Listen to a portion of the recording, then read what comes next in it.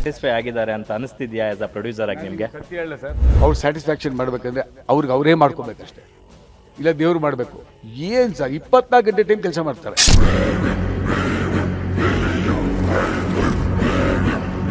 Troll song ತುಂಬ very trendy ಆಗಿತ್ತು. ಸಾಕಷ್ಟು ವಿಚಾರಗಳನ್ನು ಒಂದೇ ಒಂದು ಸಾಂಗ್ನಲ್ಲಿ ಇನ್ಕ್ಲೂಡ್ ಮಾಡುವಂಥ ಒಂದು ಕಾರ್ಯವನ್ನು ಉಪೇಂದ್ರ ಅವರು ಮಾಡಿದ್ರು. ಹಂಸಲೇಖಾಜಿ ಅವರು ಹಳೆ ಟ್ಯೂನ್ ಇದು, ಏನು ಹುಡುಗಿರು ಇದು ಯಾಕಿಂಗ್ ಆಡ್ತಿರೋ, ಲವ್ ಲವ್ ಲವ್ ಅಂತ ಕಣ್ಣೀರು ಇಡ್ತಿರೋ, ಯಾವುದು ರಣದಿರೋದು. ಅದರಲ್ಲಿ ಎರಡನೇ ಚರಣನೋ ಪಲ್ಲವಿನೋ ಅದು ತಗೊಂಡ್ಬಿಟ್ಟು ಅಲ್ಲಿಂದ ಸ್ಟಾರ್ಟ್ ಆಯ್ತು.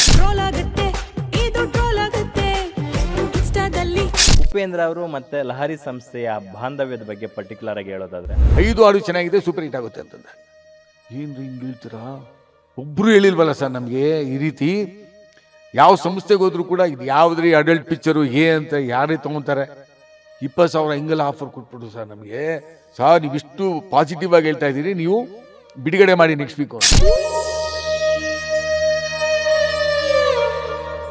100 ಕ್ಯಾಸೆಟ್ ತಗೊಂಡವ್ರಿಗೆ ಸಿನಿಮಾದು 25 ಕ್ಯಾಸೆಟ್ ಫ್ರೀ ಕೊಟ್ಟು ಮಾರ್ಕೆಟ್ನ ಬೂಸ್ಟ್ ಮಾಡ್ಲಿಕ್ಕೆ ಸರ್. ಅದ್ಭುತವಾಗಿ ಅದು ಎಕ್ಸ್ಟ್ರಾರ್ಡಿನರಿ ಹಿಟ್ ಆಗುತ್ತೆ. ಬಿಡಿ ಅದೆಲ್ಲೋ ಹೋಗ್ಬಿಡ್ತು. ಅಧಿಕಾರಕ್ಕೆ ಬೆಲೆ ಜಾಸ್ತಿ. ಉಪೇಂದ್ರ ಜಿ ಯು ಅಂದ್ರೆ unique in universal, unique in the industry. Upendra G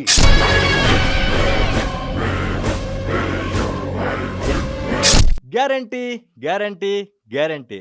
ಇದು ಗ್ಯಾರಂಟಿ ನ್ಯೂಸ್, ಸುದ್ದಿ ಖಚಿತ, ನ್ಯಾಯ ನಿಶ್ಚಿತ. ನಾನು ನಿಮ್ಮ ಬೀರ್ಗನಹಳ್ಳಿ ಲಕ್ಷ್ಮೀನಾರಾಯಣ್. ವೀಕ್ಷಕರೇ, ಧಿಕ್ಕಾರಕ್ಕಿಂತ ಅಧಿಕಾರಕ್ಕೆ ಬೆಲೆ ಜಾಸ್ತಿ ಅಂತಕ್ಕಂಥದ್ದು UI ಸಿನಿಮಾದ ಉಪೇಂದ್ರ ಅವರ ರಿಯಲ್ ಸ್ಟಾರ್ ರಿಯಲ್ ಡೈಲಾಗ್ ಆಗಿತ್ತು. ಆದರೆ ನಾನೊಂದು ಸ್ವಲ್ಪ ಚೇಂಜ್ ಓವರ್ ಮಾಡಿ ಹೇಳ್ತೀನಿ. ಒಂದು ಸಿನಿಮಾಗಿಂತ ಆ ಸಿನಿಮಾದ ಹಾಡುಗಳಿಗೆ ಕಲರ್ಫುಲ್ಲು, ಕದರು ಜಾಸ್ತಿ ಅಂತ ಹೇಳ್ತೀನಿ. ಯಾಕೆ ಅಂತಂದರೆ UI ಸಿನಿಮಾನ ಪ್ರೊಡ್ಯೂಸ್ ಮಾಡ್ತಾ ಇರ್ತಕ್ಕಂಥದ್ದು ಲಹರಿ ಸಂಸ್ಥೆ. ಅಫ್ಕೋರ್ಸು ಲಹರಿ ಸಂಸ್ಥೆ ಅಂದಾಗ ಅದಕ್ಕೆ ಅದರದೇ ಆದಂಥ ಒಂದು ದೊಡ್ಡ ಲೆಗಸಿ ಇದೆ. ಸೇಮ್ ಉಪ್ಪಿ ಸರ್ಗೂ ಅವರ ಡೈರೆಕ್ಷನ್ಗೆ, ಅವರ ನಟನೆಗೆ ಒಂದು ದೊಡ್ಡ ಲೆಗಸಿ ಹೇಗಿದೆಯೋ ಅದೇ ಥರ ಇಬ್ಬರು ಲೆಜೆಂಡ್ ಗಳು ಸೇರಿದಾಗ ಆಗ್ತಾ ಇರ್ತಕ್ಕಂಥ ಸಿನಿಮಾ ಯು ಮತ್ತು ಐ. ಅದರಲ್ಲಿ 2 ವರ್ಡ್ ಹೇಗಿದೆಯೋ ಆ ಥರ, ಒಂದು ಯು ಅಂತಂದರೆ ಉಪೇಂದ್ರ ಅವರು, ಒಂದು ಐ ಅಂತಂದರೆ ಲಹರಿ ಸಂಸ್ಥೆ. ಸೊ ಆ ಬ್ಯೂಟಿಫುಲ್ ಕಾಂಬಿನೇಷನಿಂದ ಇದೇ ತಿಂಗಳ 20ಕ್ಕೆ ವರ್ಲ್ಡ್ ವೈಡ್ ಬೆಳ್ಳಿ ಪರದೆಯನ್ನು ಬೆಳಗೋದಕ್ಕೆ ಬರ್ತಾ ಇದೆ ಸಿನಿಮಾ. ಅದು ಉಪೇಂದ್ರ ಅವರು ಉಪೇಂದ್ರ ಸಿನಿಮಾಗಳಲ್ಲೇ ಫ್ಯೂಚರ್ ಹೇಗಿರುತ್ತೆ ಅನ್ನೋದನ್ನು ಅವತ್ತೇ ಕಟ್ಕೊಟ್ಟಿದ್ರು. ಇದರಲ್ಲಿ ಎಗೈನ್ 2040ರಲ್ಲಿ ಹೇಗಿರುತ್ತೆ ನಮ್ಮ ಪ್ರಪಂಚ ಅನ್ನೋದ್ರ ಬಗ್ಗೆ ಒಂದು ಹೊಸ ಪ್ರಪಂಚವನ್ನು ಕಟ್ಕೊಟ್ಟಿದ್ದಾರೆ. ಆ ಪರಿಕಲ್ಪನೆ ಹುಟ್ಟಿದ್ದ ಹೇಗೆ, ಸಿನಿಮಾ ಹೇಗಾಯಿತು, ಎಷ್ಟೆಲ್ಲ ಅಡೆತಡೆಗಳಾಯಿತು, ಇಷ್ಟು ದೊಡ್ಡ ಸಿನಿಮಾ ಮಾಡೋದಕ್ಕೆ ಎಷ್ಟೆಲ್ಲ ಕಷ್ಟ ಆಯಿತು ಅನ್ನೋದನ್ನು ಖುದ್ದು ಲಹರಿ ಸಂಸ್ಥೆಯ ಮುಖ್ಯಸ್ಥರಾದಂತಹ ಲಹರಿ ವೇಲು ಅವ್ರು ನಮ್ಮೊಟ್ಟಿಗಿದ್ದಾರೆ. ಈ ಸಿನಿಮಾ ಬಗ್ಗೆ ಕುಲಂಕುಷವಾಗಿ ಮಾತನಾಡ್ತಾ ಹೋಗ್ತೀನಿ. ಸಾಹೇಬ್ರೆ, ಮೊದಲಿಗೆ ನಮಸ್ಕಾರ, ಹೇಗಿದ್ದೀರಾ? ನಮಸ್ಕಾರ, ಚೆನ್ನಾಗಿದ್ದೀರಿ. ತಾವೇಗಿದ್ದೀರಿ? Super super, thank you. Guarantee guarantee. Upendra sir ಲಾಸ್ಟಲ್ಲಿ ಒಂದು ಡೈಲಾಗ್ ಹೇಳಿದ್ದಾರೆ ಮೊನ್ನೆ ಟೀಸರ್ ಬಿಟ್ಟಾಗ, ಧಿಕ್ಕಾರಕ್ಕಿಂತ ಅಧಿಕಾರನೇ ಪವರ್ ಜಾಸ್ತಿ ಅಂತ. ಅದು ಸತ್ಯ. ಇಡೀ ಪ್ರಪಂಚದಲ್ಲಿ ಅಧಿಕಾರಕ್ಕೆ ಪವರ್ ಜಾಸ್ತಿ, ಧಿಕ್ಕಾರಕ್ಕೆ ಸುಮ್ಮನೆ ಕೂಗು ಅಷ್ಟೇ. ಅದು ನಿಜ. UI ನೀವು ನಾನು ಅಷ್ಟೇ ಸಾಬ್ರೆ ಸಬ್ಜೆಕ್ಟು. ಆ UI ಅಲ್ಲೇ ಎಲ್ಲ ಅಡಗಿದೆ. ಯು ಅಂದರೆ ಉಪೇಂದ್ರನು ಅನ್ಕೋಬೋದು, ಉಪೇಂದ್ರ ಅವರು ಇಂಡಸ್ಟ್ರಿ ಅನ್ಕೋಬೋದು ಐ ಅಂದರೆ. ಬಟ್ ನಾನು ಇನ್ನೊಂದು ಹೇಳ್ತೀನಿ, ಉಪೇಂದ್ರ ಜಿ ಯು ಅಂದರೆ unique in universal, unique in the industry. Upendra G is unique. ಅವ್ರು ಮಾಡೋ ಸಿನಿಮಾಗಳು ಯೂನಿಕ್ ಆಗಿರುತ್ತೆ, ಅವ್ರು ಕೊಡೋ ಪ್ರೆಸೆಂಟೇಷನು ಹಂಗೆ ಇರುತ್ತೆ, ಸಬ್ಜೆಕ್ಟು ಹಂಗೆ ಇರುತ್ತೆ, ಅವ್ರ ಥಿಂಕಿಂಗು. ಇವತ್ತು ನೋಡಿ 2040 ಏನಾಗಬಹುದು ಅಂತ ಈ ಸಿನಿಮಾ ತೋರಿಸ್ತಾ ಇದ್ದಾರೆ. ಆ್ಯಕ್ಚುಲಿ ಉಪೇಂದ್ರ ಅವರ ಪ್ರತಿ ಸಿನಿಮಾದಲ್ಲೂ ಏನಾದರೂ ಒಂದು ವಿಷಯ ಅಡಗಿರುತ್ತೆ. ತುಂಬ ಇಂಟೆನ್ಸ್ ಮ್ಯಾಟ್ರ್ ಅಂತೂ ಇದ್ದೇ ಇರುತ್ತೆ. ಫಸ್ಟ್ ಲುಕ್ ಬಿಟ್ಟಾಗಲೇ ನಮಗೆಲ್ಲ ಒಂದು ಕ್ಯೂರಿಯಾಸಿಟಿ ಇತ್ತು. ಸಾಮಾನ್ಯವಾಗಿ ನಿಮ್ಗೇನು ಕೊಂಬಿದೆಯಾ ಅಂತ ಮಾತಾಡ್ತೀವಿ ನಾವು. ಅದೇ ಒಂದು ಕುದುರೆಗೆ ಕೊಂಬಿದ್ರೆ ಹೆಂಗಿರುತ್ತೆ ಅನ್ನೋದನ್ನು ಕೂಡ ತೋರಿಸ್ಕೊಟ್ರು. ಕೊಂಬಿರ್ತಕ್ಕಂಥ ಕುದುರೆ ಮೇಲೆ ಉಪೇಂದ್ರ ಅವರು ಸವಾರಿ ಮಾಡ್ತಾ ಇರ್ತಕ್ಕಂಥದ್ದು ಫಸ್ಟು. ಆಗ್ಲೇ ಯೋಚನೆ ಮಾಡೋರಿಗೆ ಒಂದು ಸಣ್ಣ ಹುಳ ಬಿಟ್ಬಿಟ್ಟಿದ್ರು. ನಿಜ ಸರ್, ಕುದುರೆಗೆ ಕೊಂಬಿದ್ದೆ ಅದು ಕಾಣಲ್ಲ ಅಷ್ಟೆ. ಸೊ ಇವರು ತೋರಿಸ್ತಾ ಇದ್ದಾರೆ ಸಿನಿಮಾಲ್ಲಿ ಕುದುರೆ ಕೊಂಬಿದೆ ಅಂತ. ಭಾಳ ಜನ ನೀವು ಹೇಳ್ದಂಗೆ ಏನು ತಲೆಯಲ್ಲಿ ಕೊಂಬಿದ್ಯಾ ಅಂತಂದ್ಬಿಟ್ಟು ಅಹಂಕಾರ, ಅಹಮ್ಮು, ಅಧಿಕಾರ ಇದೆಲ್ಲ ಇದೆ ಸಮಾಜದಲ್ಲಿ.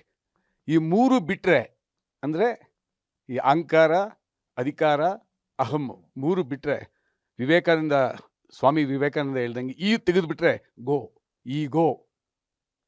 ಸೊ ಇದರಲ್ಲಿ ಈ ಸಬ್ಜೆಕ್ಟಲ್ಲಿ ಇಡೀ ಪ್ರಪಂಚಕ್ಕೊಂದು ಮೆಸೇಜ್ ಇದೆ ಸಾವ್ರೆ, ಅಷ್ಟು ಮಾತ್ರ ಹೇಳುವಲ್ಲೇ ನಾನು. ಕನ್ನಡದ ನೆಲದಿಂದ, ಕನ್ನಡ ತಾಯಿಯ ಮಡಿಲಿಂದ ಲಹರಿ ಸಂಸ್ಥೆ ಹುಟ್ಟು ಬಂತು. ಲಹರಿ ಸಂಸ್ಥೆ 48 ವರ್ಷಗಳನ್ನು ಈ ತಾಯಿ ನಮ್ಮನ್ನು ಕಾಪಾಡಿದೆ. ಅದು ಪ್ರಶಸ್ತಿಗಳಿರ್ಬೋದು, ಲಕ್ಷಾಂತರ ಹಾಡುಗಳು ಬಿಡುಗಡೆ ಮಾಡಿರ್ಬೋದು, ನಮಗೆ ಪ್ರತಿಯೊಂದು ನೆಲ, ಜಲ, ಇಡೀ ಜೀವ ಕೊಟ್ಟಿರುವಂಥ ಮಣ್ಣು ನಮ್ಮ ಕನ್ನಡದ ಮಣ್ಣು. ಸೊ ಇಲ್ಲಿಂದ ಒಂದು ಅದ್ಭುತವಾದ ಒಂದು ಸಿನಿಮಾ ಮಾಡಬೇಕು. ನಮ್ಮ ನೆಲದ ಶ್ರೀಗಂಧದ ಘಮಘಮ ವಾಸನೆ ಇದೆಯಲ್ಲ, ಅದನ್ನು ಇಡೀ ಪ್ರಪಂಚದಾದ್ಯಂತ ಹರಡಿಸ್ಬೇಕಂದ್ರೆ ಏನು ಮಾಡಬೇಕು? ಸಿನಿಮಾ ಮಾಧ್ಯಮನೇ ಒಂದು. ಈ ಥಿಂಕಿಂಗು ಅಣ್ಣ ಮನೋಹರ್ ನಾಯ್ಡು ಅವರಿಗೆ ಭಾಳ ವರ್ಷಗಳಿಂದ ಇತ್ತು. ಸಿನಿಮಾ ಪ್ರೊಡಕ್ಷನ್ ನಿರ್ಮಾಣ ಅಂತ ಮಹಾಕ್ಷತ್ರಿಯ ಮಾಡೋದು, ಅದರಲ್ಲಿ ಈ ಭೂಮಿ ಬಣ್ಣದ ಬುಗುರಿ ಇವತ್ತಿಗೂ ಕೂಡ ಪ್ರತಿಯೊಂದು ಮನೆಯಲ್ಲೂ ಕೂಡ ಒಂಥರ ಸುಪ್ರಭಾತ ಇದ್ದಂಗೆ ಯಾಡು ಅಷ್ಟು ಇಟ್ಟಾಯಿತು. ಅದಾದಮೇಲೆ ಗಣೇಶನ ಗಲಾಟೆ ಮಾಡೋದು, ಮಣಿರತ್ನಂ ಸರ್ದು ರೋಜಾ ಮಾಡೋದು ತೆಲುಗಲ್ಲಿ ಲಹರಿ ಪ್ರೊಡಕ್ಷನಲ್ಲಿ. ಅದಾದಮೇಲೆ ಸುಹಾಸಿನಿ ಮೇಡಮ್ ಅವ್ರದ್ದು ಇಂದಿರಾ ಮಾಡೋದು. ಆಮೇಲೆ ಗ್ಯಾಪ್ ಬಂತು. ಸುಮಾರು 20-25 ವರ್ಷಗಳಾದ ನಂತರ ರೈಡರ್ ಮಾಡೋದು ನಿಖಿಲ್ ಕುಮಾರಸ್ವಾಮಿ ಅವ್ರದ್ದು. ಅದಾದಮೇಲೆ ರೈಟರ್ ಪದ್ಮಭೂಷಣ್ ಅಂತ ತೆಲುಗಲ್ಲಿ ಮಾಡೋದು. ಅದು ಪಿಕ್ಚರ್ ಹಿಟ್ಟಾಯಿತು. ಮೇನ್ ಫೇಮಸ್ ಅಂತ ಮೊನ್ನೆ. ಈ ವರ್ಷದಲ್ಲಿ 3 ಪಿಕ್ಚರ್ ಬಿಡುಗಡೆ ಮಾಡಿದ್ದೀವಿ ಸರ್.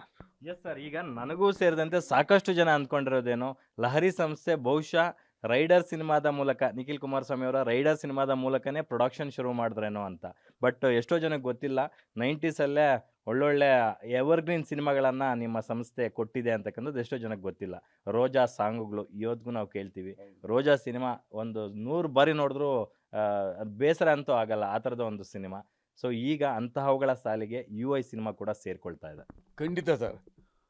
UI ನಿರ್ಮಾಣ 2 ವರ್ಷ ಆಯಿತು ಸರ್. ಬಂಡಿ ಮಂಕಾಳಮ್ಮ ದೇವಸ್ಥಾನದಲ್ಲಿ ಮುಹೂರ್ತ ಆಯಿತು. ಎಲ್ಲರೂ ವೆಂಕಟರಮಣ ಸ್ವಾಮಿಯ ನಾಮ ಹಾಕ್ಕೊಂಡು ಹೋಗಿದ್ದು. ಅಲ್ಲಿ ಇದೇ ಪತ್ರಿಕಾ ಮಿತ್ರರು ತಾವು ಇದ್ದ ಕೇಳಿದ್ರಿ ಕೂಡ, ಏನು ಸರ್ ನಾಮ ಅಂತ. We believe in Hindutva. ನಮ್ಮ ದೇವ್ರನ್ನ ನಾವು ಭಾಳ ಬಿಲೀವ್ ಮಾಡ್ತೀವಿ ಸರ್.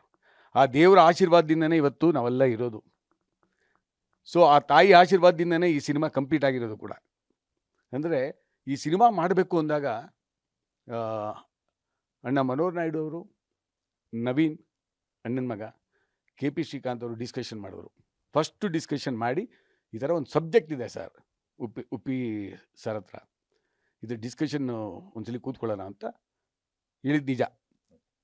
ಡಿಸ್ಕಷನ್ ಮಾಡಿದಾಗ ಇಮ್ಮಿಡಿಯೇಟಾಗಿ ಅಣ್ಣ ಮನೋಹರನ್ನ ಹೇಳಿದ್ರು, ಗೋ ಹೆಡ್ ಅಂದರು. ಅದಾದಮೇಲೆ ಇನ್ನು ಸ್ಟಾರ್ಟ್ ಆಯಿತು. ಫಸ್ಟು ಅವ್ರು ಮನೆಗೆ ಹೋದ ಸರ್. ನಾನು ಭಾಳ ವರ್ಷಗಳ ನಂತರ ಹೋಗ್ಬಿಟ್ಟು, ಬನ್ನಿ ಗುರುವೇ, ಟಿಪಿಕಲ್ ಉಪೇಂದ್ರ ಸರ್ ಸ್ಟೈಲ್ ಅದು. ಏನು ಸಾಹೇಬ್ರೆ ಅಂತ ನನ್ನ ಸ್ಟೈಲು. ಏನು ಚೇಂಜ್ ಆಗಿಲ್ವಲ್ಲ ನೀವು ಅಂದರು. ಹೆಂಗೆ ಸರ್ ಚೇಂಜ್ ಆಗೋಕ್ಕಾಗುತ್ತೆ? ಇಬ್ಬರು ಒಂದೇ ಸ್ಕೂಲಲ್ಲಿ ಓದಿದ್ದು, ಒಂದೇ ಕಾಲೇಜಲ್ಲಿ ಓದಿದ್ದು. ಹೌದು, ಬೆಂಗಳೂರು ಹೈಸ್ಕೂಲಲ್ಲಿ ಓದಿದ್ದು ಸರ್. ಆಚಾರ್ಯ ಪಾಠಶಾಲೆಯಲ್ಲಿ ಕಾಲೇಜಲ್ಲಿ ಓದಿದ್ದು. ಅವ್ರು ಉಪೇಂದ್ರಜಿ ಕ್ಲಾಸ್ಮೇಟ್ಸಾ ಬ್ಯಾಚ್ಮೇಟ್ಸಾ? ಅವ್ರು ಉಪೇಂದ್ರಜಿ ಆಗ್ತಾರೆ ನನಗೆ ಗೊತ್ತಿಲ್ಲ, ನಾನು ಲಹರಿ ವೇಲು ಆಗ್ತೀನಿ ಅವ್ರಿಗೆ ಗೊತ್ತಿಲ್ಲ. ಇಬ್ಬರು ಆ ಸ್ಕೂಲಲ್ಲಿ ಕಾಲೇಜಲ್ಲಿ ಫಂಕ್ಷನ್ ಆದಾಗ, ಈ ಓಲ್ಡ್ ಬಾಯ್ಸ್ ಅಸೋಸಿಯೇಷನ್ ಅಂತ ಇದೆಯಲ್ಲ, ಕರೆದಾಗ ಎಲ್ಲ ಮೇಷ್ಟ್ರುಗಳು ಇದೇನಪ್ಪ ಇವರಿದ್ದಾರೆ ಅಂದಾಗ ಅವ್ರಿಗೂ ಆಶ್ಚರ್ಯ, ನನಗೂ ಆಶ್ಚರ್ಯ. ಅಂದರೆ ನಾನು ಅವ್ರಿಗೆ ಸೀನಿಯರು. ಯಾವುದರಲ್ಲಿ? ಸ್ಕೂಲಲ್ಲಿ, ಕಾಲೇಜಲ್ಲಿ ಸರ್, ಸಿನಿಮಾಲಲ್ಲ. ಸಿನಿಮಾನಲ್ಲಿ ಅವ್ರು ಸೀನಿಯರು, ಸ್ಕೂಲಲ್ಲಿ ಅವ್ರು ಜೂನಿಯರ್ ನನಗೆ, ಇಲ್ಲಿ ಅವ್ರು ಸೀನಿಯರು ಸಿನಿಮಾಲಿ. ಗ್ಯಾರಂಟಿ ನ್ಯೂಸ್, ಸುದ್ದಿ ಖಚಿತ, ನ್ಯಾಯ ನಿಶ್ಚಿತ.